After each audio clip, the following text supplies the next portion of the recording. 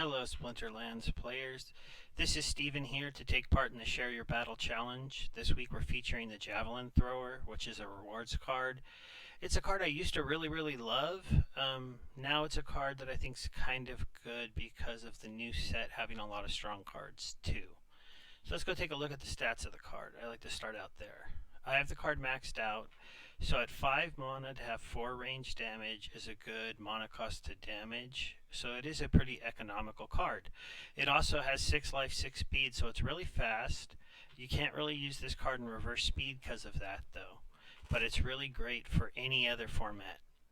Now if you look at the abilities, dodge and piercing seems like it's a pretty good combo. Ranged is kind of a bummer when you have 4 attack if you hit 1 armor and you don't get past that. And then dodge with 6 speed makes it think that this monster would be kind of hard for other people to hit, especially if you slow down the other side. And I have seen that happen in battles. Today, I don't have the best battles to show you, but I do have a couple that I want to share with you. The first one I'm going to share with you is the card being used with Selena Sky. And this is a combo that I'm sure a lot of people do. And the idea behind using the card with her is that the Earth team in general has some really good ranged cards.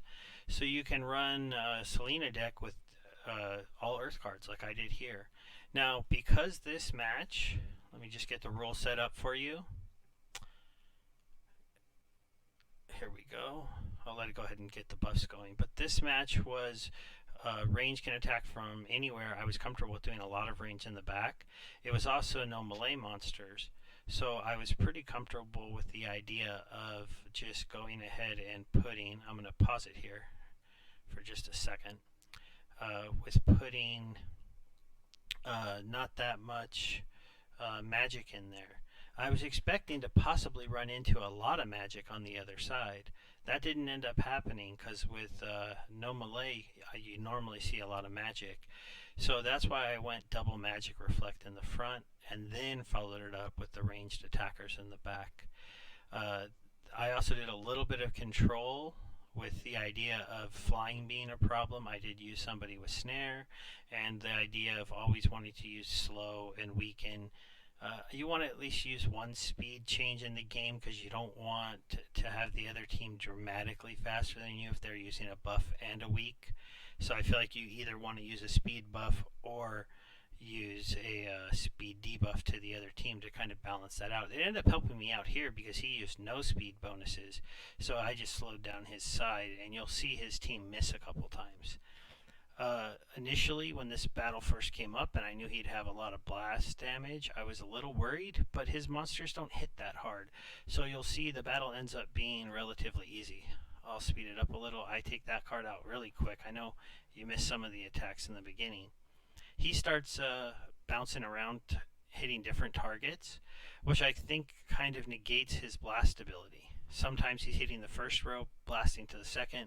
Sometimes he's snipering, he's hitting the sniper monster and blasting to the other ones. I feel like if the team would have been made to go ahead and just hit all snipers or just pound that first monster with all blasts to take out the first two, he might have done a little bit better, but he did this mixture that I don't think worked out that well. In the end, his cards were not high enough level, they didn't hit hard enough, they couldn't kill my lord, and they did pretty well. So I think a fully leveled up team might have competed with me, but I did end up winning with the theory that I went in. And even though the Javelin Thrower ended up dying, it did land some pretty big hits. So that was a pretty good way to see, just in general, how it can be a really powerful 5-hit card on the board with piercing when you use it with Selena. Then, the other battle I wanted to show you, this is using the card with the life team. So this one is a sniper battle. In a sniper battle, you're going to see a lot of magic sometimes, or you're going to see a lot of ranged. I didn't know I was going to go up against a death deck. That was a little surprising, but we'll go ahead and watch this one.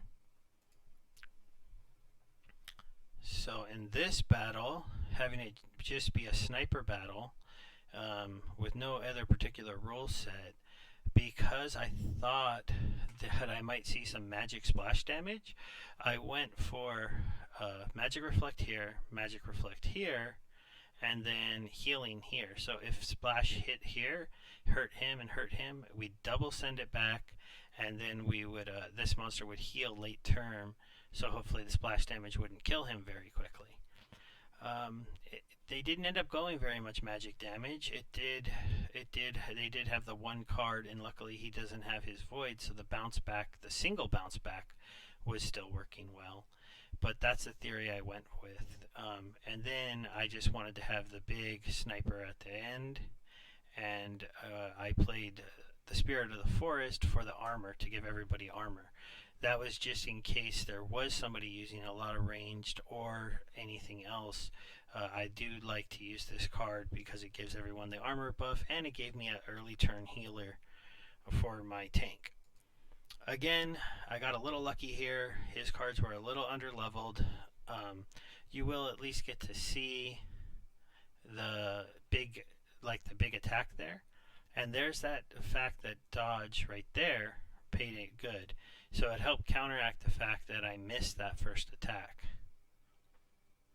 I was really disappointed when I missed that. I got kind of unlucky with my first moves here, you'll see.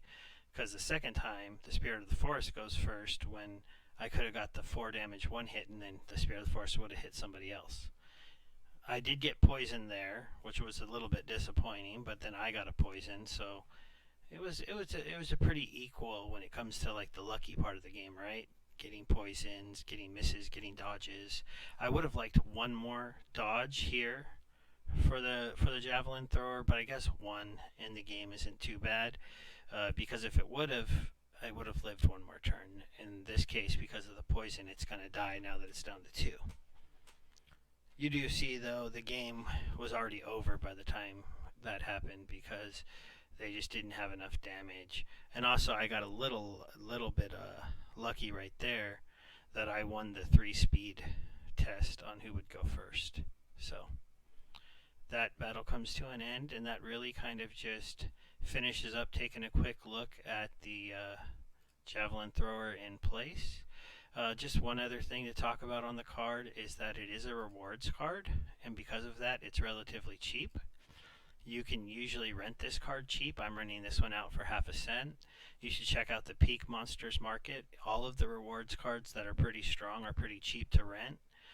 And it's a nice way to add into your deck if you're a lower level player without having to actually buy the cards. But you can also, if you just got a couple extra dollars, I mean, you can buy a level 7 for $3.50, a level 8 is $7. It's a really cheap, powerful card that you can add into your team if you don't happen to be somebody who was playing the game when this was a reward. All of you, I hope you have a good day. That's it for these battles. I hope you got some idea of how this card can be used. Bye.